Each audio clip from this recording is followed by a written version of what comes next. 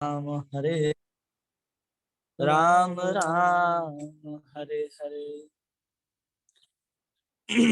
ओम नमो भगवते वासुदेवाय। ओम नमो भगवते वासुदेवाय।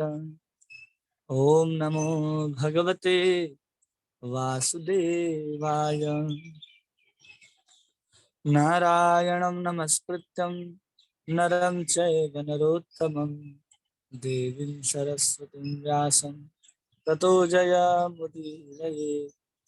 नष्टप्रायेषु अभद्रेषु नित्यं भागवत सेवया भगवती उत्तम श्लोके भवती नैष्ठिकी। कृष्णाय वासुदेवाय देवकी नंदनाय च नंदगोपकुमाराय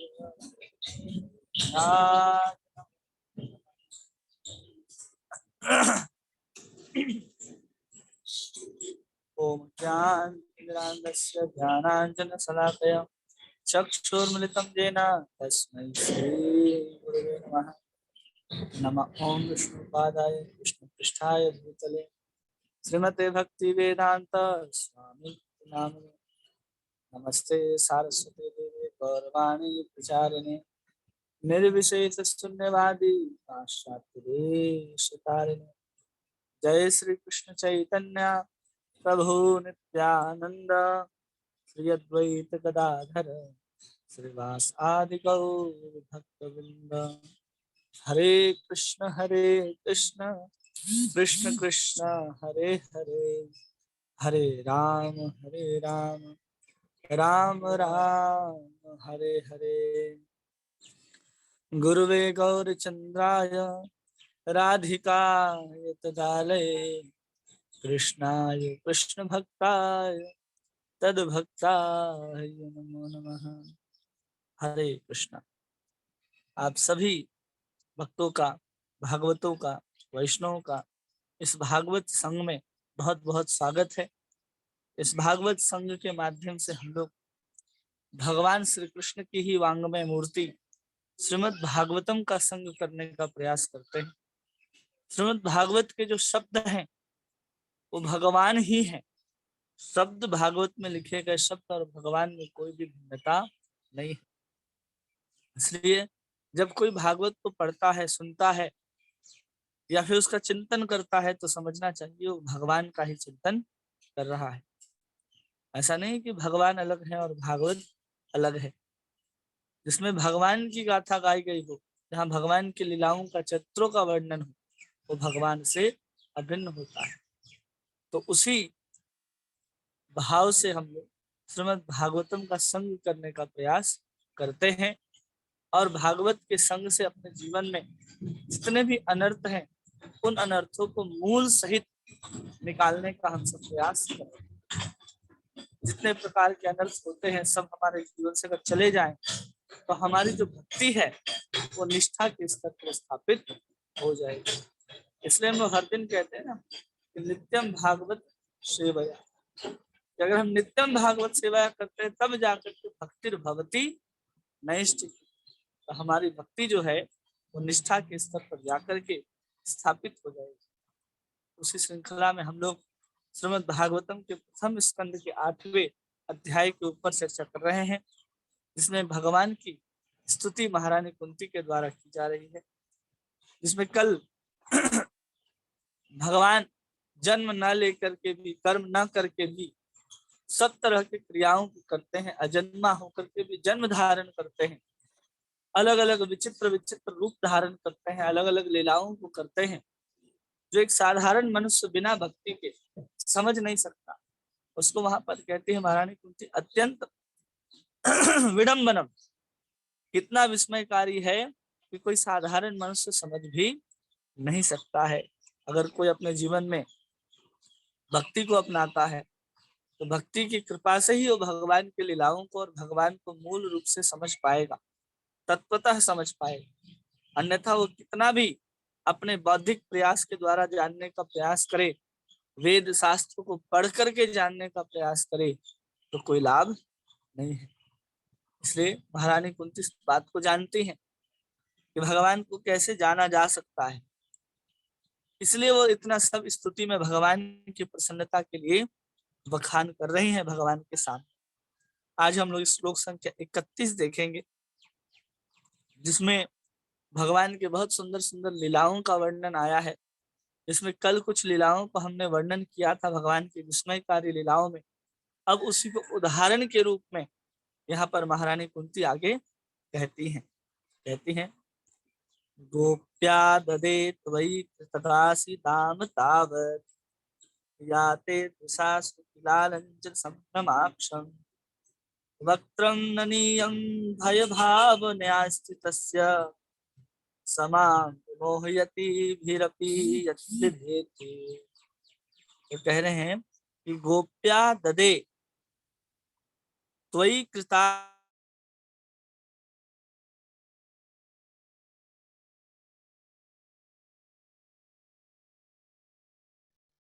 जो गोपी हैं, जो यशोदा है, वो क्या करती है, जब आप शरारत कर रहे थे कृतक कृतागसी दाम तावत, तब उन्होंने आपको क्या किया था, रस्सी से बांध दिया था।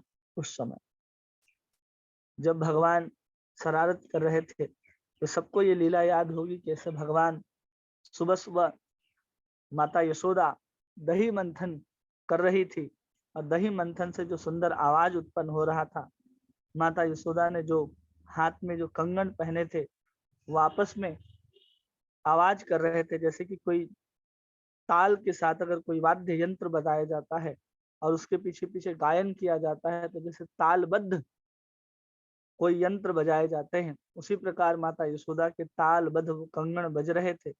और माता यशोदा भगवान श्री कृष्ण के ही सुंदर सुंदर लीलाओं का वर्णन कर रही थी, गा रही थी, कृष्ण के लिए माखन निकाल रही है और कृष्ण का भी भजन कर रही है, कृष्ण का ही गुणगान कर रही है।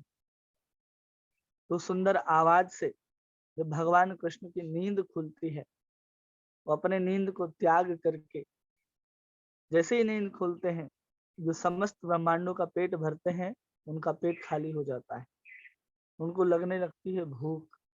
वो भूख के मारे जब पलंग से उतर के अपने सैया से उतर करके भगवान माता यशोदा के करीब आते हैं, माता यशोदा को कहते हैं कि मैया भूख लगी है। तो माता यशोदा कहती है ठीक है, अभी हम माखन निकाल रहे हैं, माखन निकालने के बाद हम आपको भोजन प्रसाद खिलाएंगे।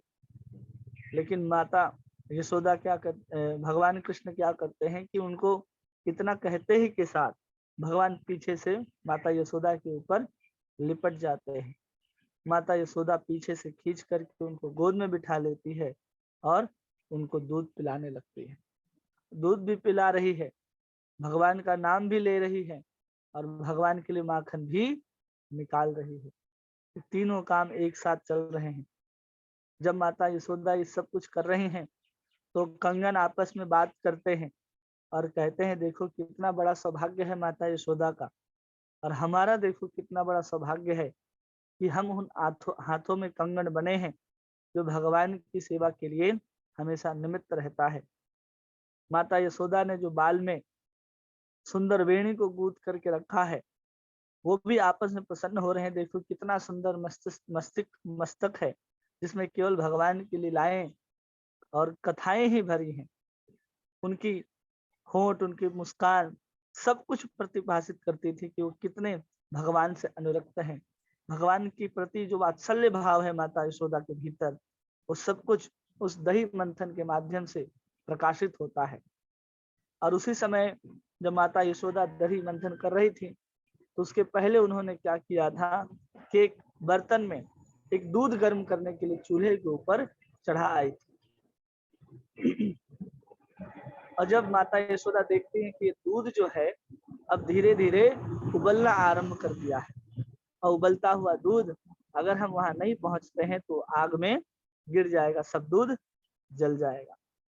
जैसे ही माता यशोदा का नजर पड़ता है उस चूल्हे के ऊपर, माता यशोदा भगवान कृष्ण को से अपने स्तन, उसके मुख से अपने स्तन को बाहर निकालती हैं, उनको सामने बिठाती हैं और दही मंथन छोड़ करके उस दूध को उठाने के लिए निकालने के लिए, बचाने के लिए वो पहुंच जाती है रसोई में, उतार करके जैसे ही नीचे रखती हैं, भगवान कृष्ण यहाँ पर क्रोधित हो जाते हैं कि माता यशोदा दूध पिला रही थी और दूध पिलाते छोड़ करके हमें उस दूध को बचाने के लिए गई है।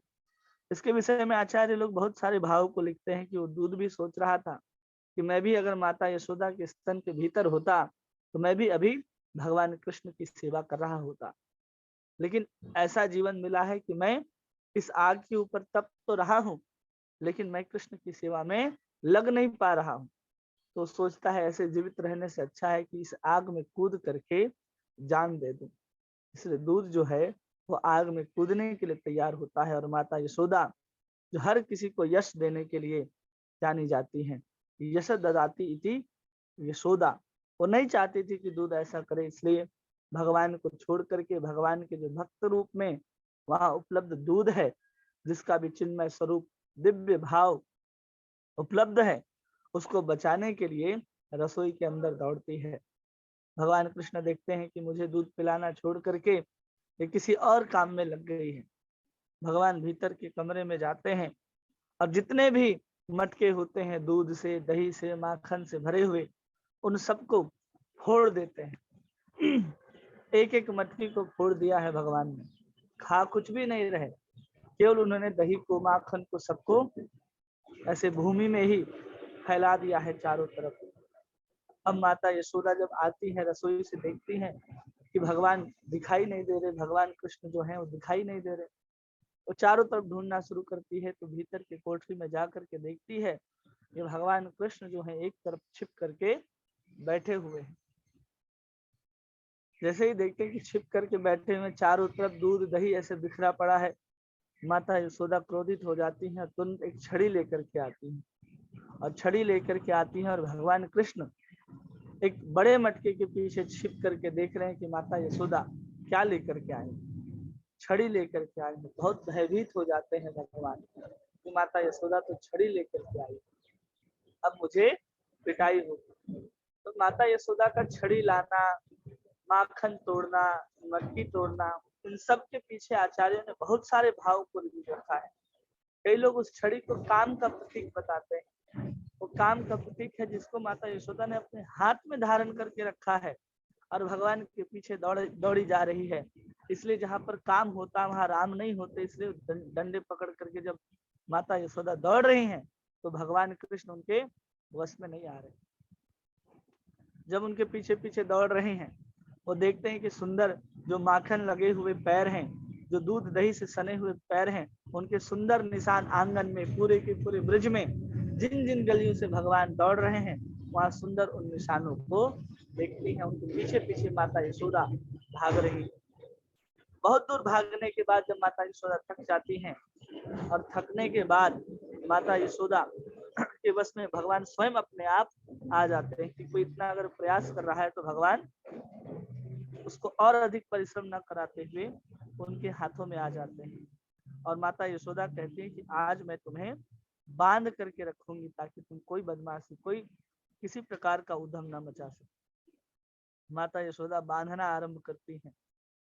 जब भी बांधती है रस्सी कुछ अंगुल, 2 अंगुल छोटी पड़ जाती है। जब भी बांधती है 2 अंगुल छोटी पड़ जाती है। जब भगवान को इस तरह से बांधा जा रहा था तो यहाँ पर वर्णन आता है, याते दशाश्रु कलील अंजन संभ्रमाक्ष, कि उनके जो आंख से आंसू निकल रहे थे, पूरी की पूरी जो काजल है, अंजन है जो उन्होंने लगाया था, वो सब पूरी पूरी आंख में, जैसे कोई बच्चे को काजल लगाया जाए और आंख से उसको मिला ले तो पूरा का पूरा आंख जो है ना इतना बड़ा दिखाई देने लगता है। वैसे भगवान कृष्ण के सुंदर नील वर्ण मुखामृत के ऊपर जो काले काजल हैं, वो बिल्कुल उसी तरह दिखाई दे रहे। छोटा सा बच्चा जो अपने आंख को पहली बार काजल लगाने के बाद खराब कर लेता है, तो भगवान उसी तरह रोक करके अपने आंखों को खराब किए हैं। दशा अश्रु कलील अंजन संभ्रमाक्ष, उन्होंने अपने आंख से ऐसे भाव को प्रकट किया है जैसे भगवान रो रहे हैं। और उसी को लिखते हैं दामोदर अष्टकम में। क्या है उसको? रुदंतम मुहुर्नेत्रम युग्मम मृजंतम कराम भोज युग में न शातंक नेत्रम। ये दोनों आंखों से भगवान अपने आंखों को मिलने लगते हैं। और शशांक नेत्रम, जिसके भय से पूरा का पूरा संसार जो है वो अपनी स्थिति को, लय को और प्रलय को प्राप्त कर लेता है, वो भगवान की आंखें अभी आंसू से भरी हुई हैं और सशंकित नेत्र है। उसी को यहाँ कह रहे हैं, ते दशा अश्रु कलिल अंजन संभ्रमाक्ष। कितनी विचित्र बात है कि जिनके भय से एक बार जिन्होंने पलकों को पलट दिया तो पूरे के पूरे ब्रह्मांड की समाप्ति हो जाती है। वो माता यशोदा के बांधने के भय से अपने नेत्र को इतने सशंकित बना करके बैठे हैं, जैसे कि एक छोटे से बच्चे को कोई डराता है तो उसकी शक्ल देखने में कैसे लगती है कि अब मेरी पिटाई होने वाली है। वैसे ही भगवान माता यशोदा के भय से वहां पर इस तरह के भाव दशा को लेकर के बैठे हैं। या दशा अश्रु कलिल अंजना, और जितने भी अंजन है उनके आंखों में लगे हुए वो पूरे चारों तरफ, आंख के चारों तरफ फैल चुके हैं। जैसे सुंदर काले काले बादल हो और उन काले बादलों के बीच में एक पीछे से सूरज निकलता हुआ दिखाई देता हो, वैसे ही उन काले बादलों के पीछे भगवान की आंखें दिखाई दे रही हो और चारों तरफ आकाश के समान नीलवर्ण भगवान का सुंदर मुखामृत दिखाई दे रहा हो। फिर कहते हैं वक्त्रम ननीयम भय भावनाया स्थितः। इसके बाद कहते हैं कि नीचे की ओर भय की भावना से भगवान स्थित हो जाते हैं और ऐसे अपने आप को दिखाते हैं कि भय भावनाया, भय के भावना से स्थित हो जाते हैं। अब भगवान को इतना भय लग रहा है कि डरा हुआ व्यक्ति एकदम कोने में से चिपक जाता है, तो माता यशोदा जैसे हाथ को पकड़ रही है, घुमा रही है, भगवान भी वैसे ही हाथ को पकड़ रहे, घुमा रहे। उनको पता है कि अब हमारी बस की कोई बात नहीं है, अब हमें बांध ही दिया जाएगा। माता यशोदा रस्सी निकालना आरंभ करती है, बांधना शुरू करती है, भगवान को बांध देती है। भगवान का सर नीचे हो जाता है, शीश झुका लेते हैं, आंख को तिरछी नजर करके एक तरफ माता यशोदा को देख रहे हैं, दूसरे आंख को एक हाथ से भगवान मल रहे हैं और आंख से आंसू गिर रहे हैं जो उनके कपोलों से होते हुए जमीन पर गिर रहे हैं। भगवान का जो ये सुंदर स्वरूप है, जिसको हम लोग दामोदर के नाम से जानते हैं, इस स्वरूप का यहाँ पर वर्णन कर रही है माता कुंती। माता कुंती को ये सब लीलाएं पता है, भले वो हस्तिनापुर में रही, जंगलों में रही, लेकिन जितने भी लीलाएं वृंदावन के अंदर हुई हैं, इन सब लीलाओं को माता कुंती अपनी स्तुति में वर्णन करती हैं। इसलिए कोई भगवान की स्तुति करे और भगवान के वृंदावन के लीलाओं का वर्णन ना हो तो स्तुति किसी काम की नहीं है। कोई भी स्तुति करता हो, सत्यव्रत मुनि ने लिखा है दामोदर अष्टकम, पूरे के पूरे दामोदर लीला को हम लोगों ने उसमें सुनते हैं। यहाँ माता कुंती प्रार्थना कर रही है भगवान से, तो उनके ब्रज लीलाओं को ब्रज भाव के साथ उनकी स्तुति कर रही हैं। यहाँ तक कि गोपियां भी जब भगवान की गीत गाना आरंभ करती हैं तो वृंदावन से ही शुरू करते हैं कि जयति ते भिकम जन्मना ब्रज, कि आपका जन्म ब्रज में हुआ है भगवान, वहां से शुरुआत करते हैं। क्योंकि भगवान को ब्रज से अधिक प्रिय कोई वस्तु है ही नहीं, इसलिए कभी भी बात कही जाती है तो नंद नंदन, यशोदा नंदन, देवकी नंदन, इस तरह के शब्दों से संबोधित करते हुए हम भगवान को संबोधित करते हैं, ताकि भगवान को उसके पूर्व काल का, पूर्व चरित्र का स्मरण हो, तब जाकर के भगवान प्रसन्न होते हैं। इसलिए जितने भी स्तुतियां लिखी गई हैं, जितना भी भजन लोगों ने लिखा है, उसमें देखिए उनके पूर्व चरित्रों का ही वर्णन होता है और तब जाकर के हम उन स्तुतियों को भगवान के सामने प्रकट करते हैं। तो क्या होता है, तो भगवान प्रसन्न हो जाते हैं। इसी प्रकार जब हम अपने जीवन में भगवान की स्तुति करने का कभी भी प्रयास करें, स्तुति तो नहीं, क्योंकि हम कई बार बताए हैं कि स्तुति किसी भक्त के द्वारा पूर्व में किया जा चुका हो, उसको हम जब दोहराते हैं तो स्तुति कहते हैं, और स्तव उसको कहते हैं जो अपने ही भाव को हम लोगों ने लिखा हो, पढ़ा हो, बताया हो, तो स्तव कहलाते हैं। जैसे कि मुकुंद माला स्तोत्र हम लोग कहते हैं, तो स्तव है वो, जिसमें जो जो भाव कुल शेखर को आया है उन्होंने उसमें लिखते गए। उसी प्रकार जो हमारे हृदय के अंदर जो भाव आता है जब हम उसको प्रस्तुत करते हैं तो स्तव कहलाते हैं, लेकिन उसमें भी भगवान के पूर्व चरित्रों का वर्णन होना अति आवश्यक है। केवल भगवान से जा करके प्रार्थना नहीं कर सकते कि भगवान हमें भी प्रेम दो, प्रेम दो, प्रेम दो। हम इस संसार सागर में इधर से उधर झोंके खा रहे हैं, जहाँ पर काम, क्रोध, लोभ, मद, मात्सर्य आदि बड़े बड़े मगर, बड़े बड़े मछली रहते हैं। केवल ये चिल्लाने से कोई फर्क नहीं पड़ेगा। हमें भगवान को ये भी याद दिलाना होगा कि भगवान आपके कैसे कैसों को तारा है, सबको उद्धार किया है। इसलिए भक्ति विनोद ठाकुर अपने एक भजन में लिखते हैं कि आपने जगाई मधाई जैसे असुरों को तार दिया है, जितने भी राक्षस थे सब तर गए, लेकिन भक्ति विनोद आज तक नहीं तरा, बैठ करके आज भी आपकी प्रतीक्षा में रो रहा है। भक्ति विनोद ठाकुर जी कहते हैं। इसलिए जितने भी प्रार्थनाएं हैं कि हमें भगवान के शरण में जाना है, भगवान की भक्ति करनी है, उसमें भगवान के पूर्व चरित्रों का वर्णन, पूर्व उनकी गतिविधियों का वर्णन, उनके संबंध का वर्णन करना परम आवश्यक है। इसलिए यहाँ पर इन सबको वर्णन करते हुए माता कुंती कहती है, पहले ही कह दी कि कृष्णाय वासुदेवाय देवकी नंदनाय च नंद गोप कुमाराय गोविंदाय। सब लीलाएं उसमें भी आ जाती हैं। अब उन आश्चर्यमय लीलाओं को यहाँ पर दामोदर लीला के रूप में प्रकट करते हैं कि भगवान कैसे सशंकित हैं कि अब हमें बांध दिया जाएगा। तो कहते हैं कि समाम विमोहयति भिरिपि यद विभेति, वो सबको मोहग्रस्त करती हैं कि कैसे साक्षात जिससे भय भी भयभीत होता है, वो अपने माता से भयभीत होकर के, सशंकित होकर के कैसे आंखों से अश्रु की धारा प्रवाहित हो रही है। इस तो क्या है, ये लोगों को भ्रमित करने वाला है कि जो बंध नहीं सकता उसको बांध दिया गया, जो सबको कभी रो नहीं सकता वो रो रहा है, जो कभी भयभीत नहीं होता वो भयभीत हो रहा है। इन सब लीलाओं से हम लोग आश्चर्य कर जाते हैं कि अरे भगवान ने ये सब आश्चर्य में लीलाओं को किया। एक साधारण बालक की तरह, साधारण स्त्री की तरह माता यशोदा ने अपने बालक को समझ करके बांध दिया। ये कब संभव है? जब कोई भगवान को भगवान समझ ले तो भगवान को कभी भी बांध नहीं सकता। आप भगवान की अर्चना करेंगे, पूजा करेंगे, आरती करेंगे, उनकी स्तुति कर देंगे, लेकिन भगवान को बांधने की आप हिम्मत नहीं करेंगे। अगर अर्जुन भी भगवान को भगवान ही समझता तो उसके पास ये ताकत नहीं होती कि भगवान आप हमारे साथी बनो कहने की, क्योंकि अर्जुन के अंदर जो भाव है वो सखा का भाव है। लेकिन अर्जुन के अंदर जो सखा का भाव है उसमें ऐश्वर्य मिला हुआ है।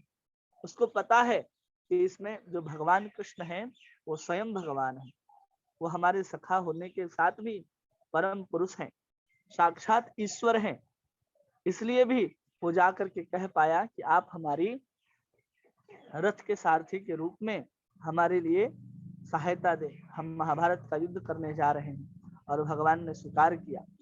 उसी प्रकार माता यशोदा को कई बार दिखाया गया है कि हम, माता यशोदा कहती हैं कि भगवान माता यशोदा को कुछ भी दिखा दिया जाए, उनके मुख के अंदर ब्रह्मांड भी दिखा दिया गया, एक बार नहीं दो बार दिखा दिया गया, उसके बाद भी माता यशोदा को ऐसा कभी नहीं लगा कि ऐसा क्यों हो रहा है।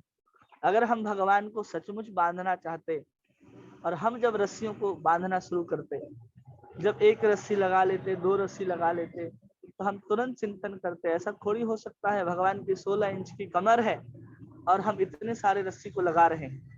हम वहां पर तुरंत अपनी मानसिक बुद्धि को लगाते कि ऐसा हो ही नहीं सकता। हमारी बुद्धि तुरंत चकरा जाती थी। वो 16 इंच की कमर को बांधने के लिए हमने 16 फीट की रस्सी ले आई है, फिर भी बंधने वाले नहीं है, तो हम लोग समझ लेते बहुत बड़ा कोई चमत्कार है। लेकिन पूरे के पूरे दामोदर लीला के इस प्रसंग में सुनेंगे, माता यशोदा के अंदर कभी ये भाव नहीं आया कि इतना छोटा सा बालक और हमने इतने रस्सी को जोड़ दिया और फिर भी भगवान ये कृष्ण जो है बंध नहीं रहे। और हमारे अंदर तुरंत ये भाव आ जाएगा कि नहीं, ये छोटा सा कमर है और इतनी रस्सी हमें जोड़नी पड़ रही है, जरूर कुछ गड़बड़ है। या तो रस्सी छोटी है, या तो हम जिसको बांध रहे हैं वो जरूर कोई परम ईश्वर है, कोई आश्चर्य व्यक्ति है जिसको हम बांध नहीं सकते, कोई मायावी है, कोई दिव्य पुरुष है।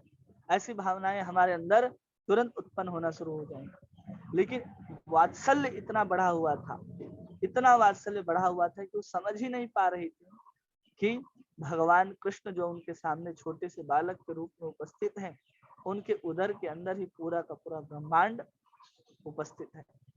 और जब भगवान कृष्ण को कोई बांधने का प्रयास कर रहा है तो मतलब पूरे के पूरे संसार को बांधने का प्रयास कर रहा है। और इतना प्रयास के बाद भी जब माता यशोदा प्रयास करती ही रहती है कि कभी ना कभी तो भगवान बंध ही जाएंगे, लेकिन अंत तक नहीं बनते हैं। अपने बालों में जो उन्होंने रेशम की डोरी बांध करके रखी होती है उसको भी खोल करके माता यशोदा बांधती हैं, फिर भी नहीं बनते हैं। तो देखती हैं, भगवान कृष्ण देखते हैं तो भगवान की जो करुणा शक्ति है वो करुणा शक्ति तुरंत अपना प्रभाव दिखाती है।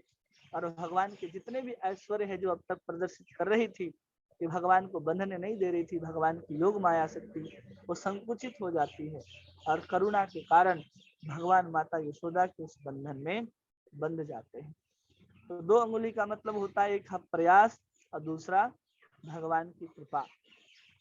कि अगर हम प्रयास करते हैं भगवान को बांधने का, भगवान को अपने जीवन में लाने का, तो सबसे पहले हमें प्रयास करना पड़ेगा। हम केवल ऐसे ही बैठ करके प्रतीक्षा नहीं कर सकते कि भगवान मिलेंगे, भगवान मिलेंगे। उसके लिए हमें भी प्रयास करना पड़ेगा। अपने को, अपने आप को, अपने हृदय को, अपने मन को भगवान के अनुकूल बनाने के लिए प्रयास करना पड़ेगा। कई बार हम कहते हैं कि आप कृष्ण का नाम लेते हो, तो कृष्ण का नाम लेने से भगवान मिलने वाले नहीं है। कब मिलते हैं? जब उस नाम से हमारे हृदय के अंदर भाव प्रकट हो जाता है तो भगवान हमें मिलते हैं। ये नाम, ये साधना, भजन, ये सब हमारे हृदय को भगवान के अनुकूल बनाने के लिए। जब हमारा नाम जब से हृदय अनुकूल हो जाता है, हमारा प्रयास समझ लेते हैं भगवान, तो उनकी कृपा से ही हमारे हृदय के अंदर भगवान की स्वरूप शक्ति, भक्ति की जागृति होती है। और तब जो हम नाम लेते हैं वो भगवान को प्रसन्न करता है।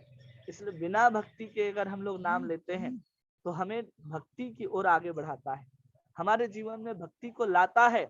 इसलिए कहा जाता है कि भक्ति कर रहा है और नाम ले रहा है, इसमें कोई अंतर नहीं है। इसलिए नाम हमको निरंतर लेना है। नाम के ही कृपा से हमको सब कुछ मिलेगा। नाम की कृपा से भक्ति और भक्ति की कृपा से भगवान। इसलिए भक्ति हृदय में आने का परम आवश्यक है। और भक्ति के अनुकूल हृदय को भागवत ही, नाम ही, संत ही बनाते हैं। इसलिए अपने जीवन में नाम को सबसे महत्वपूर्ण समझना है कि अपने जीवन में नाम नहीं है तो भगवान भी नहीं हो सकते। कोई भी व्यक्ति किसी भी युग में उसके हृदय में पहले नाम आया है, चाहे मंत्र के रूप में आए, चाहे किसी भी रूप में आए, तब जाकर के भक्ति और फिर भगवान का प्रादुर्भाव हुआ है। ध्रुव महाराज को नारद जी की कृपा से भक्ति प्राप्त हुई है, नाम प्राप्त हुआ है, तब 6 महीने में ध्रुव महाराज ने भगवान को प्राप्त किया है। प्रहलाद महाराज को नारद जी की कृपा से भक्ति प्राप्त हुई है, तब जाकर के उनको भगवान मिले।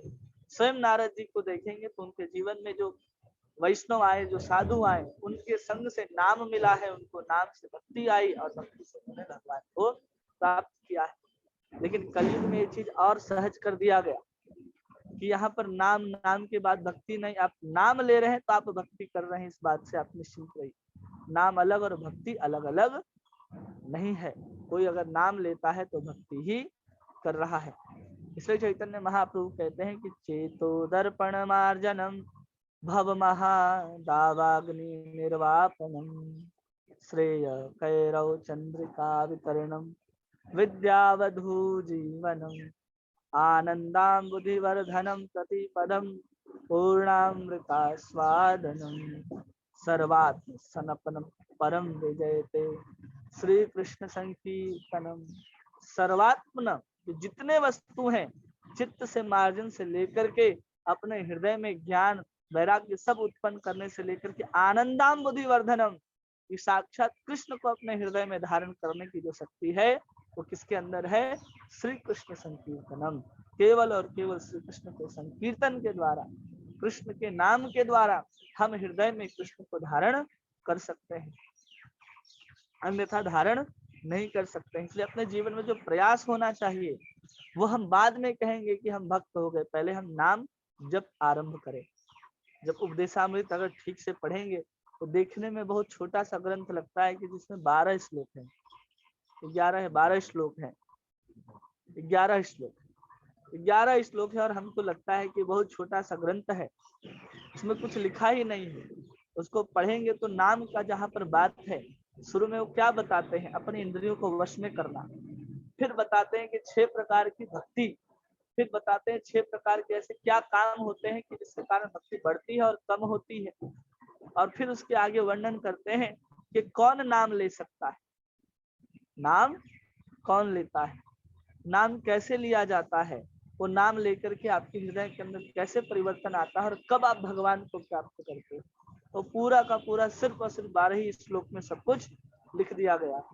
और हमें लगता है कि बहुत सहज है, हम लोगों का ना मन कंट्रोल में है, ना वाणी कंट्रोल में, ना जीभ कंट्रोल में, ना इंद्रियां, किसी प्रकार की इंद्रियां हमारे वश में नहीं। जब कुछ भी वश में नहीं है और उसके बाद भी हम चाहते हैं कि हम राधा कुंड में निवास करें, तो संभव नहीं है। जब उपदेशामृत के जितने भी नियम हैं वो हमारे ऊपर अगर उतर जाएं, हमारे चरित्र में दिखने लगे कि उत्साह निश्चया धैर्य तत्त कर्म प्रवर्तनात् संग त्याग सतो वृत्ति सर्वी भक्ति प्रसिद्धति, इतने सारे सब कुछ हैं, अगर ये 6 चीज हमारे जीवन में आते हैं तो हमारी जो भक्ति है वो बढ़ती है। भक्ति बढ़ती है, कब बढ़ती है, फिर बताते हैं कि इन 6 चीजों से बचना चाहिए। अत्याहार प्रयासश्च प्रजल्प नियम आग्रह जन संघर्ष लौल्यम च षड्वीर भक्ति विनश्यति, इन 6 चीजों से भक्ति हमारी कम होती है। और फिर आगे वर्णन करते हैं कि अब हम नाम को ले सकते हैं। 6ठे 7वें श्लोक में वर्णन आता है, वहां की नाम लिया जाता है और वो नाम चैतन्य महाप्रभु की कृपा से, आचार्यों की कृपा से हमको सबसे पहले प्राप्त होता है। इसलिए नाम लेने का जीवन में प्रयास करना है। नाम लेने का हम प्रयास करेंगे, अपने जीवन में भक्ति अपने आप आ जाएगी, हम भक्त अपने आप बन जाएंगे नाम की कृपा से। क्योंकि भक्ति क्या है, भगवान की जो स्वरूप शक्ति है, उसकी जो स्वभाव है, उसको ही भक्ति कहते हैं।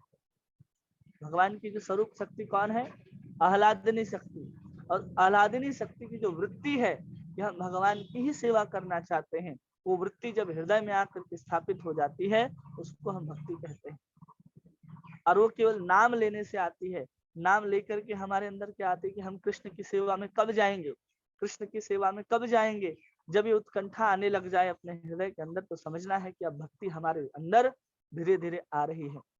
और जरा सा भी एक गंध भी आ जाए कि चलो हमें कृष्ण की सेवा करनी चाहिए, ऐसी मानसिकता आ जाए, मतलब आपके अंदर श्रद्धा रूपी बीज जो है वो अंकित हो गया है, वो लगाया जा चुका है।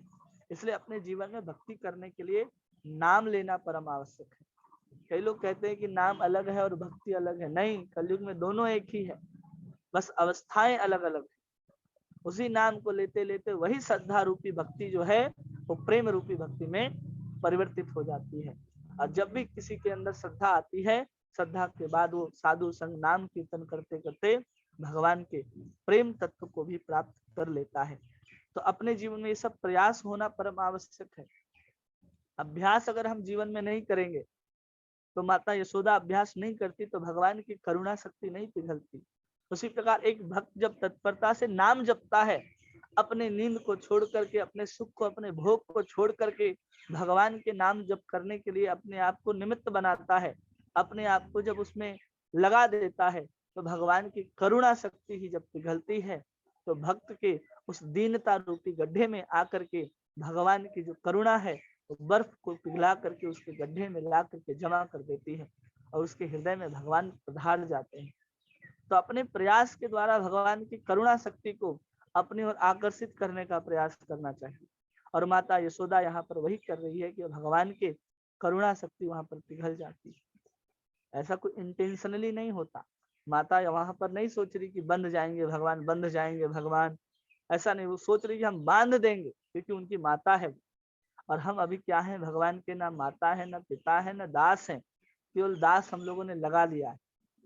तो अभी हम कुछ भी प्रयास करेंगे तो यही इच्छा से करेंगे कि भगवान की कृपा शक्ति हमारे ऊपर भी प्रकट हो, हम भी कृपा को अपनी ओर खींच सके।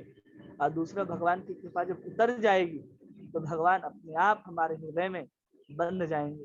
जैसे माता यशोदा ने एक उखल के साथ भगवान को बांध दिया, वैसे ही हम अपने आप को भगवान के साथ बांध दें। तो भगवान के साथ बांधने के लिए जैसे गाय को हम लोग बांधते हैं ना किसी खूंटे के साथ, उसी प्रकार अपने मन रूपी गाय को कृष्ण के चरणार बिंद रूपी खूंटे के साथ हमने जिस दिन बांध दिया, उस दिन हमें चिंता करने की आवश्यकता नहीं है। कहीं भी जाए गाय, वो बांधने के बाद वापस वहीं पर आता है। कहीं और भोजन दिया भी जाए तो देखिए खींच करके वहीं पर लेकर के जाएगा, भोजन हमको यहीं पर करना है। वैसे ही अपने मन को हम जब बांध देंगे भगवान के साथ, तो मन इधर उधर जाएगा नहीं।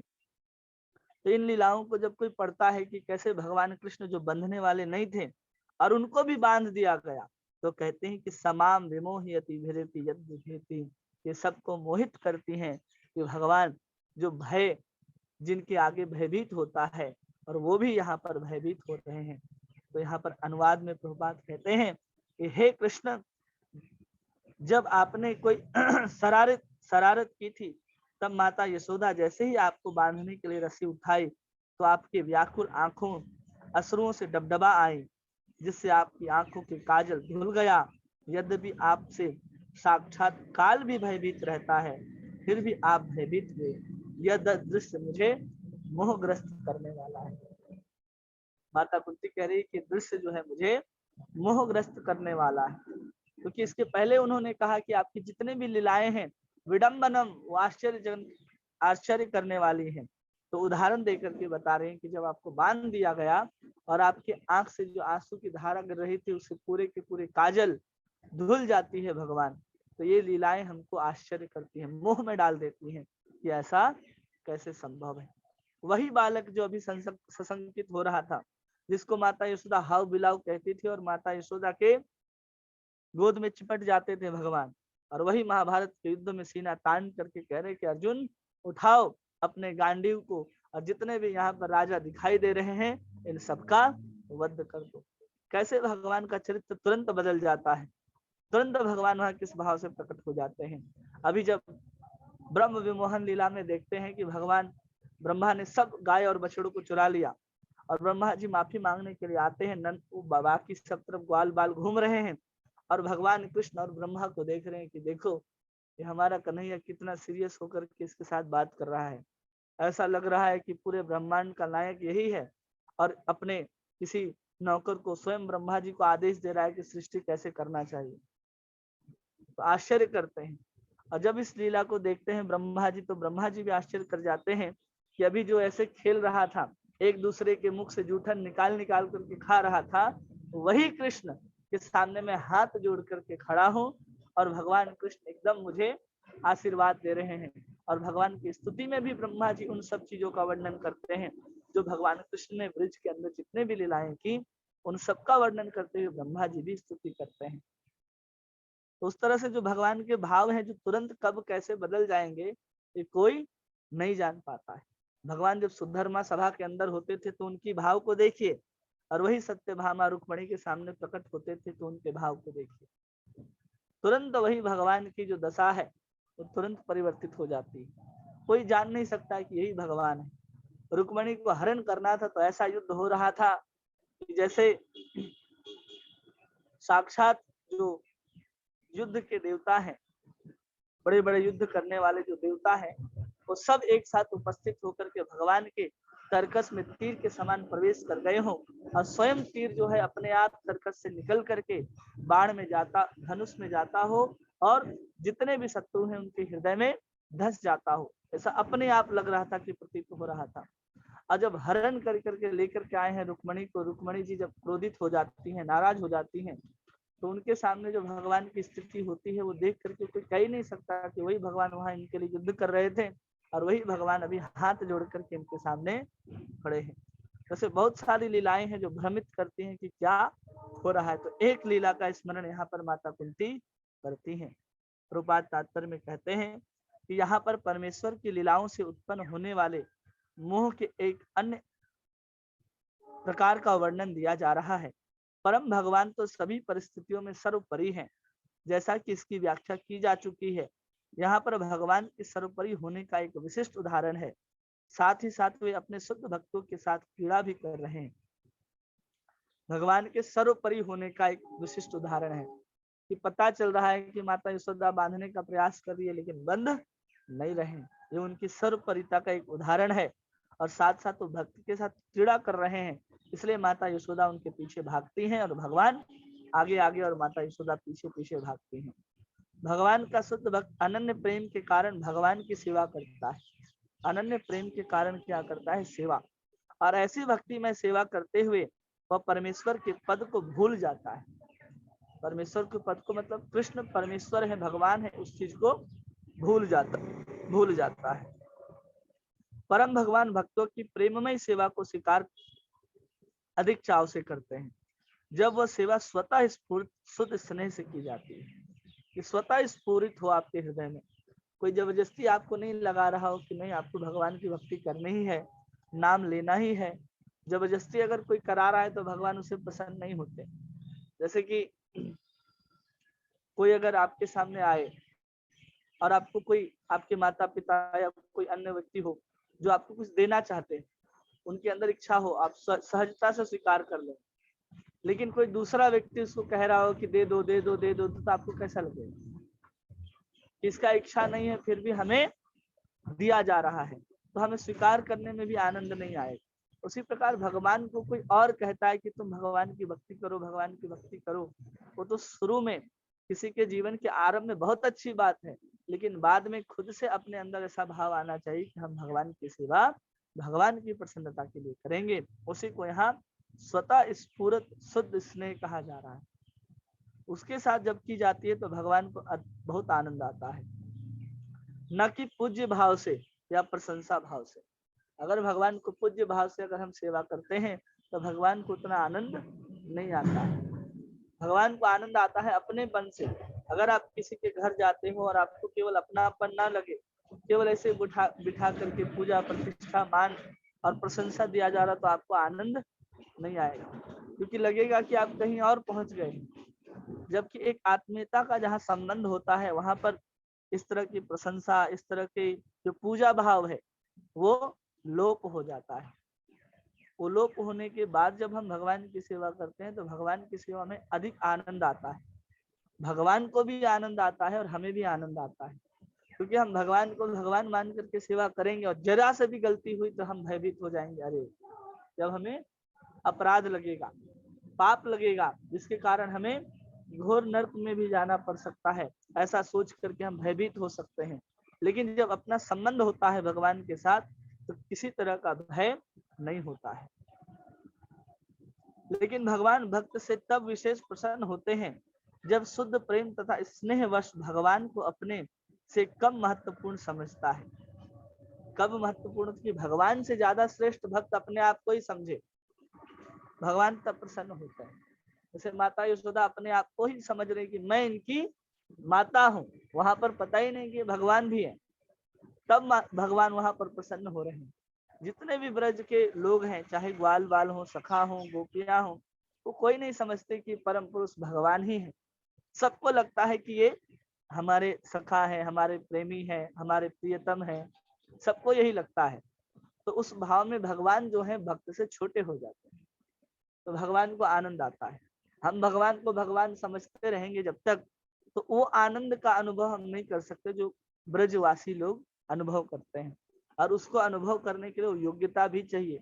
ये नहीं कि अभी हम जिस अवस्था में हैं उसी अवस्था में हम कृष्ण की पूजा छोड़ दें, भगवान कृष्ण को श्री कृष्ण कहना छोड़ करके उसको हम कनुआ कनुआ बोलना शुरू कर दें, तो ये सही नहीं है। जब उस अवस्था में हो तो भगवान को उस रूप से संबोधित कीजिए, लेकिन अपने आप में ही उसको सीमित रखिए।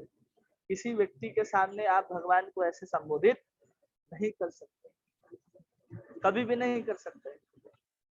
जब कुरुक्षेत्र में पूरे ब्रजवासी मिलने के लिए गए थे तो सब भगवान कृष्ण को देख रहे थे कि द्वारिकाधीश के रूप में है।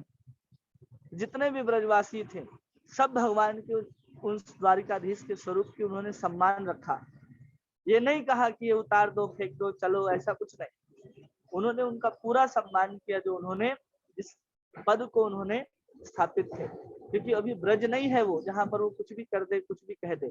अगर वृंदावन होता तो द्वारिका का मुकुट कब का यमुना में जा चुका हो, लेकिन वो कुरुक्षेत्र था, वहां पर उसकी मर्यादाएं होती हैं। उसी प्रकार हमारे जीवन में भी भगवान के साथ कोई संबंध होगा तो उसको अपने तक ही सीमित, अपने हृदय के अंदर ही रखना है। किसी समाज में 4 लोगों के व्यक्ति के बीच में आप भगवान को अपने उस पर्सनल संबंध की तरह संबोधित नहीं कर सकते। भगवान की मूल धाम गोलोक वृंदावन में भगवान के समस्त लीलाओं का आदान प्रदान इसी मनोभाव से होता है कि जहाँ पर कोई भगवान को भगवान नहीं मानता है और भगवान को अपने से छोटा ही समझता है, क्योंकि सब कोई जितने भी हैं सब भगवान को ही देखना चाहते हैं, बड़े हों छोटे हों, सब छोटे होने के बाद भी कोई कृष्ण को बहुत बड़ा नहीं समझते, सब लोग वैसे ही समझते। जैसे मधुमंगल, मधुमंगल बहुत बड़ा नहीं है, भगवान से छोटा ही है, लेकिन उसके भाव को देखिए, वो कैसे भगवान की सेवा करता है, कैसे भगवान के साथ खेलता है, कैसे भगवान के साथ कुश्ती करता है। ये सब कुछ भगवान के साथ करते हैं। कब? जब हम भगवान की भगवत्ता को भूल करके भगवान के माधुर्यता के साथ हम भगवान के साथ संबंध स्थापित करते हैं, तब हमें भी आनंद आता है और भगवान को भी आनंद आता है। भगवान कृष्ण के मित्र उन पर अपने ही जैसा एक मानते हैं, उन्हें आदरणीय नहीं मानते। भगवान के माता पिता जो सभी शुद्ध भक्त होते हैं उन्हें मात्र बालक मानते हैं। भगवान अपने माता पिता के प्रताड़नाओं को वैदिक स्तोत्रों से की गई स्तुतियों से बढ़कर आनंदमय मानते हैं। इसी प्रकार वे अपने प्रेमिकाओं के उल्लाहनों को वैदिक मंत्रों की अपेक्षा अधिक रुचि से सुनते हैं। तो वैदिक मंत्र सुनाए उससे अच्छा है कि भगवान के साथ संबंध स्थापित हो जाए। तो भगवान ने कुछ भी किया हो, गलती किया हो, कुछ भी आपको भगवान से कहना हो, तो आप बिना किसी संबोधन के, बिना किसी आदरणीय सूचक के बिना ही आप भगवान से अपनी बात को रख सकते हैं। जब भगवान श्री कृष्ण इस भौतिक संसार में मूल गोलोक वृंदावन के दिव्य जगत के नित्य लीलाओं को जन सामान्य के आकर्षण के लिए प्रकट करने के लिए उपस्थित होते हैं, तो अपने पालक माता यशोदा के समक्ष विलक्षण विनीत भाव प्रकट किया। वे अपनी बालोचित क्रीड़ाओं से यशोदा माता द्वारा एकत्र करके रखे गए मटकी को तोड़कर उसका सारा माखन बर्बाद कर देते थे और उसे वृंदावन के प्रसिद्ध बंदरों सहित अपने मित्रों संगियों में बांट दिया करते थे और भगवान की इस उदारता का लाभ उठाते थे। माता यशोदा ने यह देखा कि शुद्ध प्रेमवश उन्होंने दिव्य बालक को दंड देने का दिखावा किया। उन्होंने रस्सी लेकर भगवान को धमकाया कि उन्हें बांध देंगे, जिस प्रकार वे सामान्य घरों में किया जाता है। माता यशोदा के हाथ में रस्सी देखकर अपना सिर नीचे करके सामान्य बालक की तरह जोर जोर से रोने लगे और उनके आंसुओं से उनके सुंदर आंखों में लगा काजल धुल करके गालों पर ढुलक गया। कुंती देवी ने भगवान के स्वरूप की पूजा की, क्योंकि उन्हें भगवान की परम स्थिति का ज्ञान था, जिनमें साक्षात भय भी भयभीत रहता है।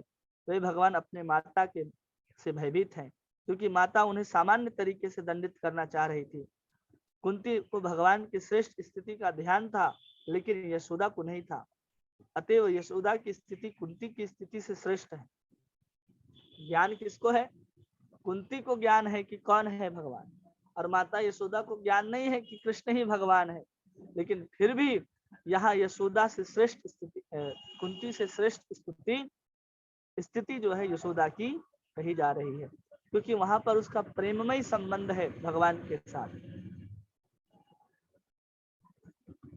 माता यशोदा को भगवान उनके पुत्र के रूप में प्राप्त थे और भगवान ने उन्हें भुलवा दिया था कि बालक साक्षात भगवान है। यदि माता यशोदा को भगवान की दिव्य स्थिति का ध्यान होता तो अवश्य ही भगवान को दंडित करते हुए हिचकती, लेकिन उन्हें यह स्थिति भुलवा दी गई, क्योंकि भगवान ममता में यशोदा के समक्ष पूर्ण बाल चापल्य का भाव प्रदर्शित करना चाहते थे। माता तथा पुत्र के बीच प्रेम का यह आदान प्रदान सहज रूप से संपन्न हुआ और कुंती इस दृश्य का स्मरण करके मोहित थी, क्योंकि दिव्य वात्सल्य प्रेम की सराहना करने के अतिरिक्त क्या ही कर सकती थी। परोक्ष रूप से यशोदा की प्रशंसा उनके प्रेम की स्थिति के लिए की जा रही थी, क्योंकि सर्वशक्तिमान भगवान को भी अपने प्रिय पुत्र के रूप में वश में कर सकते। ऐसा सब वर्णन क्यों हो रहा है? इसके पीछे एक भाव ये भी है कि भगवान, कई बार हम आपको कहें, हर बार स्तुति हो रहा है, हम बताते हैं कि भगवान कृष्ण जा रहे हैं, रथ में बैठने के लिए तैयार हैं और माता कुंती पहुंचती हैं। तो इस भाव को याद दिलाने की माता यशोदा ने आपको बांध लिया था जब आप भाग रहे थे, लेकिन हमारे पास इतना सामर्थ्य नहीं है, हम हाथ जोड़ करके आपकी स्तुति करके ही आपको रोक सकते हैं और हमारे पास कोई उपाय नहीं है। माता कुंती के अंदर भी वो भाव होता तो भगवान कृष्ण को बांध करके रख सकती थी। यशोदा का भाव तो नहीं था, इसलिए स्तुति कर रही है और उस भाव को याद कर रही है कि देखो कि मुझसे श्रेष्ठ तो यशोदा है, जो आपके बदमाशी करने पर भी आपको बांध देती थी और हम आपको कैसे बांध दें। इसलिए इस भाव से इसको इस स्तुति को, इस श्लोक को महारानी कुंती यहाँ पर भगवान को कह रही है। इन्हीं का कोई प्रश्न है जो पूछना चाहते हैं?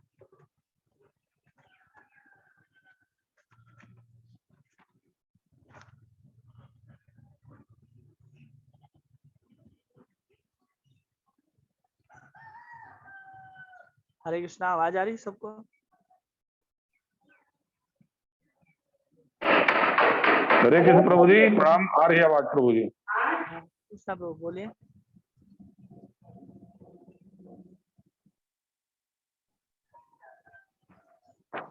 बहुत अच्छी समझ है प्रभु जी, अच्छा रहा।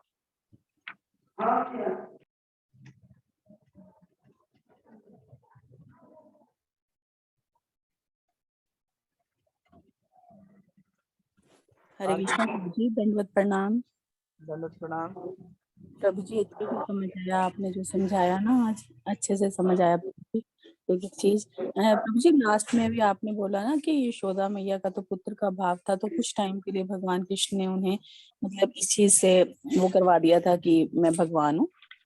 तो फिर कुंती माता ने जो प्रार्थना की भगवान कृष्ण को, तो कुंती माता का भक्ति का भाव था प्रभु जी, प्रेम का भाव था, या मतलब किस भाव से वो, उनके मन में उस टाइम क्या भाव था जो भगवान कृष्ण की वो इस टाइम प्रार्थना कर रहे हैं?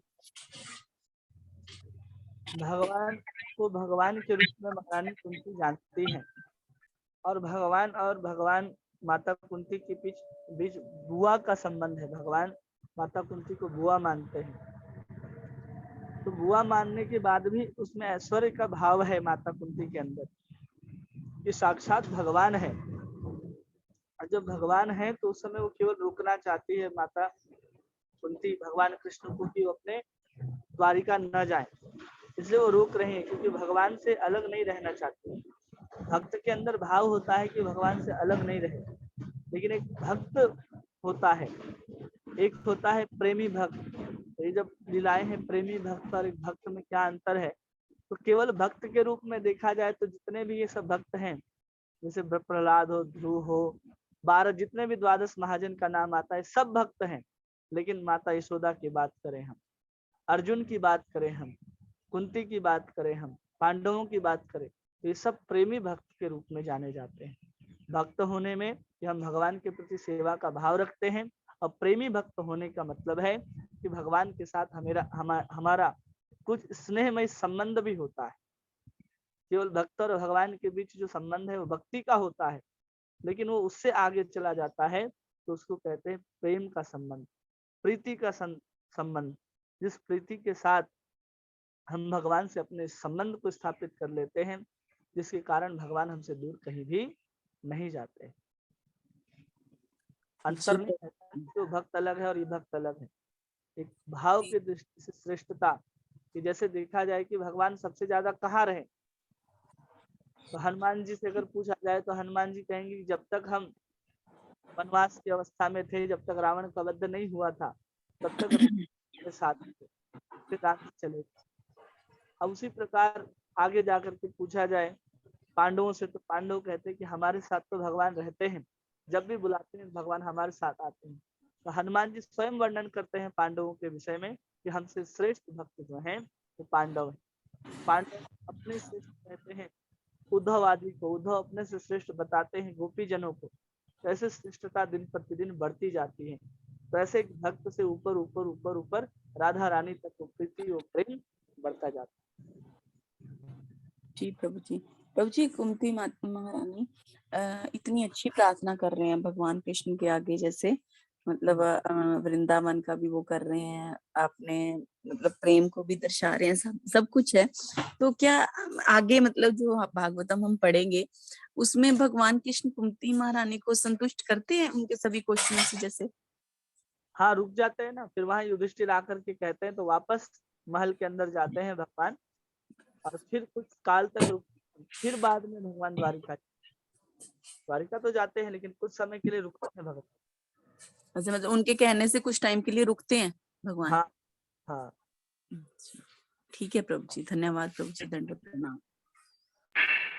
हरे शायद कृष्ण 6 प्रभु जी। महीना के लिए रुकते हैं, ऐसा कुछ वर्णन है प्रभु जी, हाँ, है ना भागवत में? हाँ, याद नहीं है, देखेंगे आएगा तो हम बताएंगे कि कितने महीने के लिए रुकते हैं।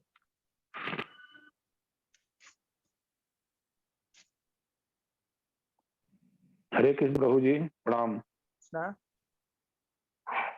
प्रणाम प्रभु जी। प्रणाम, बोलिए। प्रभु जी, ये माँ जसोदा को जो है कभी आभास हुआ कि नहीं कि ये भगवान हैं? भगवान कृष्ण को कभी भगवान के रूप में माने कि नहीं माने? नहीं, कभी नहीं। अगर भगवान को भगवान के रूप में मानेंगे तो जो प्रेम है ना, वो प्रेम जो है वो भगवान के भगवत्ता के आगे थोड़ा सा कम पड़ जाएगा, क्योंकि भय हो जाएगा ना कि अब भगवान को हमने बांध दिया, भगवान को हमने डांटा, ये सब आ जाएगा, तो उससे अच्छा नहीं है, आनंद नहीं आएगा, रस में व्यवधान पड़ जाएगा। इसलिए भगवान नहीं चाहते हैं कोई भी उनके साथ तो प्रेमी भक्त है उनको उनके ऐश्वर्य का आभास भी हो। कई बार दिखाते हैं, माता यशोदा को पूरा ब्रह्मांड उन्होंने अपने मुख के अंदर दिखाया, फिर भी माता यशोदा उनको भगवान नहीं मानती। ठीक है। मतलब प्रभु जी जैसे वो कुछ टाइम, जैसे भगवान कृष्ण ने जब माटी खाई थी तो पूरा वो दिखाया था भगवान यशोदा मैया को भगवान जी ने, तो वो कुछ टाइम का था प्रभु जी? हाँ, कुछ टाइम का ही था, और लग रहा था कि इसको दिखाएंगे तो माता यशोदा जो मेरा इतनी जोर से कान पकड़ करके खड़ी है वो कान छोड़ जाएगी। ऐसा अच्छा, कुछ भी नहीं। कुछ टाइम के लिए।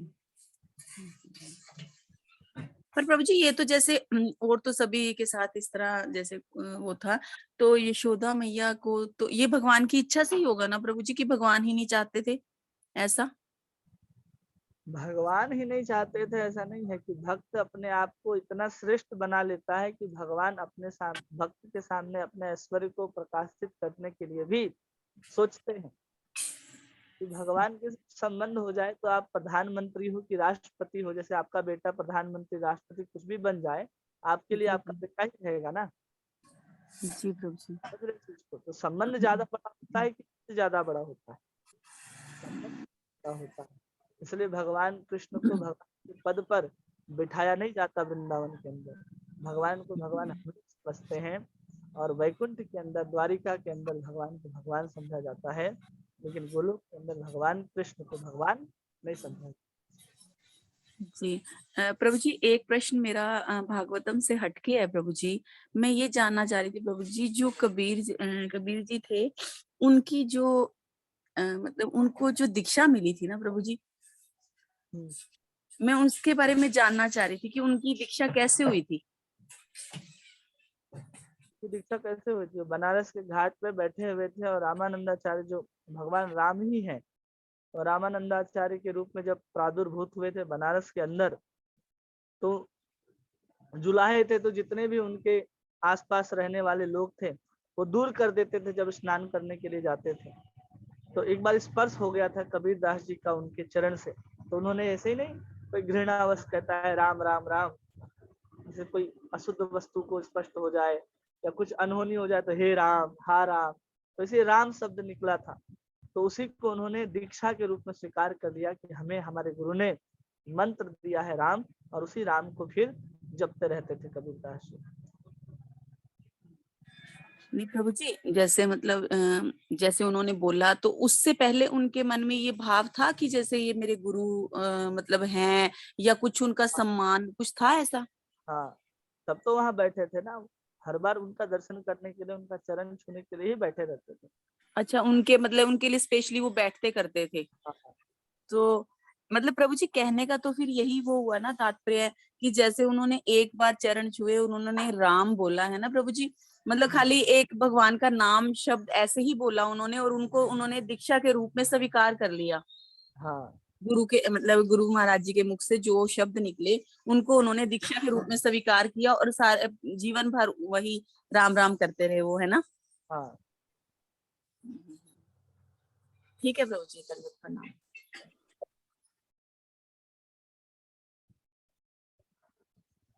और किन्हीं का कोई प्रश्न है? आप लोग का हरे कोई प्रश्न? कृष्णा प्रभु जी, दंडवत प्रणाम। हरे कृष्णा, दंडवत प्रणाम। प्रभु जी बहुत अच्छा, बहुत आनंद आया जो भी आपने बताया आज प्रभु जी। बस मैं एक क्वेश्चन था कि ये स्तुति आपने कहा जो हमारी जो वैष्णव जो भगवान की जो उन्होंने तारीफ को क्या अच्छे जो वर्ड्स हैं वो स्तुति कहलाती है, और जो हम खुद लिखते हैं वो स्तव कहलाता है। ये फर्क है प्रभु जी, ये मैं समझ पाई हूँ सही है? एक बार आप फिर से बताएंगे। पाए हैं। इसको थोड़ा और डिटेल में समझना है तो भक्ति रसामृत सिंधु में स्तव, स्तुति से लिखते 3 अलग अलग वहां पर विभाग की, तो वहां भी आप पढ़ सकते हैं। प्रभु जी कौन से चैप्टर में है प्रभु जी? कौन से चैप्टर में है? भगवान के भक्ति रसामृत 64 भक्ति का अंग का जहाँ वर्णन आया है वहां पर। भक्ति रसामृत सिंधु तो मेरे पास है, बट वो चैप्टर नहीं पता क्योंकि बहुत आगे तक हम पढ़ नहीं पाए अभी। भक्ति के अंगों का वर्णन है ना, तो जी जी जी 12-13 शायद चैप्टर में हो। जी प्रभु जी, मैं देखती हूँ। बहुत बहुत धन्यवाद प्रभु जी। हरे कृष्ण।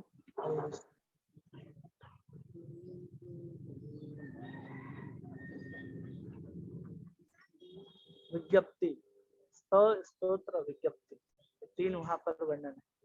एक स्तुति होगा, एक स्तोत्र होगा और एक विज्ञप्ति होगा। 3 वहां पर वर्णन किए गए हैं। आप पढ़ेंगे तो पता चल जाएगा। ठीक है, और किन्हीं का कोई प्रश्न?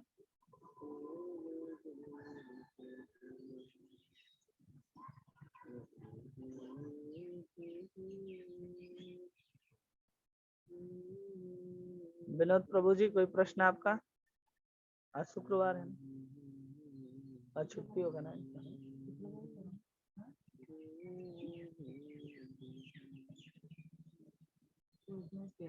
हरे कृष्णा, दंडवत प्रणाम प्रभु। हरे कृष्णा, दंडवत प्रणाम। प्रभु आप जब आप बोल रहे थे तो मैं आ रहा था ड्यूटी इनके लिए। हरे कृष्णा। हरे कृष्णा।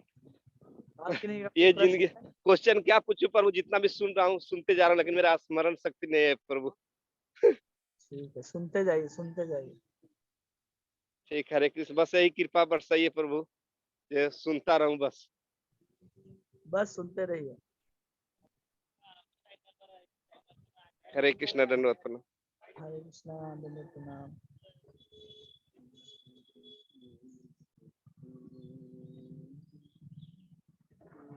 किन्हीं का कोई प्रश्न नहीं है? मीनू माता जी, वंदना माता जी, पद्मा कपूर माता जी।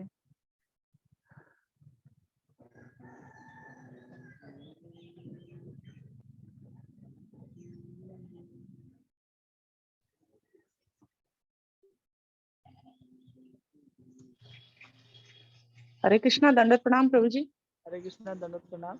प्रभु जी अगर प्रश्न नहीं है तो थोड़ा पूछ सकते हैं कि अपने इसमें से कोई यात्रा में आ रहे हैं क्या, अगर प्रश्न ना हो किसी। नरेंद्र प्रभु जी रिकॉर्डिंग ऑफ कर देंगे।